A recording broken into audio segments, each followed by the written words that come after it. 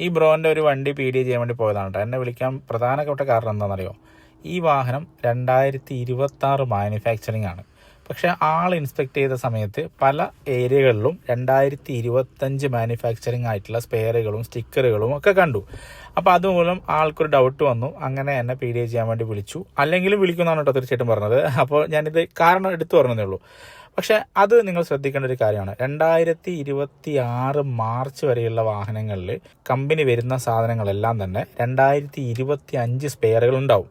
Tyre ഉൾപ്പെടെ സീറ്റിലൊട്ടിരിക്കുന്ന badging, അണ്ടർബോഡിയിലെ പല സ്പെയറുകളുടെയും assemble ചെയ്തിരിക്കുന്ന ബാഡ്ജിങ്, ഇതൊക്കെ 2025 ഉണ്ടാവുക.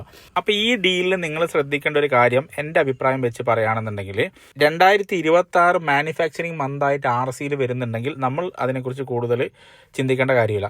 കാരണം അത് നമ്മളെ ഹെഡേക്ക് അല്ല. നമുക്ക് RCയിൽ മാനുഫാക്ചറിങ് മന്ത് കറക്റ്റ് ഉണ്ടാവണം. സ്പെയറുകളുടെ ഒന്നും ആരും ഇപ്പോൾ യൂസ്ഡ് മേഖല വരുമ്പോൾ അതൊന്നും ആരും ചെക്ക് ചെയ്യാറില്ല. അപ്പോൾ അത് ഓക്കെ പറഞ്ഞു. അതിനെക്കുറിച്ച് ഞങ്ങൾ സംസാരിച്ചു. അതൊരു ധാരണയിലെത്തി. കൃത്യമായിട്ട് എല്ലാ കാര്യങ്ങളും PDA ചെയ്തു. അങ്ങനെ പിന്നെ കംപ്ലീറ്റ് ആയിട്ട് ഓരോ ഏരിയകളും ഇൻറ്റീരിയർ, എക്സ്റ്റീരിയർ, അണ്ടർബോഡി, അതുപോലെ തന്നെ sunroof, electrical components, light, reverse camera ഉൾപ്പെടെ എല്ലാ കാര്യങ്ങളും നമ്മൾ ഡീറ്റെയിൽ ആയിട്ട് ചെക്ക് ചെയ്തു. ചെക്ക് ചെയ്ത ശേഷം വണ്ടിക്ക് പ്രശ്നങ്ങളൊന്നുമില്ല എന്നുള്ള ആളോട് ബോധ്യപ്പെടുത്തി കൊടുത്തു. രജിസ്ട്രേഷൻ്റെ കാര്യങ്ങൾ കമ്മിറ്റ് ചെയ്തു. ഇതാണ് ഈ ഡെലിവറിയിൽ നടന്നത്. അപ്പോൾ ഈ ഒരു കാര്യം നിങ്ങളൊരു ഇൻഫർമേറ്റീവ് ആയിട്ടുള്ള ഒരു കാര്യമാണ്. ചിലപ്പോൾ പലർക്കും കൺഫ്യൂസ് ആവുന്ന ഒരു കാര്യമാണ്. ഇതൊന്ന് ശ്രദ്ധിച്ചാൽ മതി അടുത്ത ഡെലിവറി നിങ്ങൾ പ്ലാൻ ചെയ്യുന്ന സമയത്ത്. താങ്ക്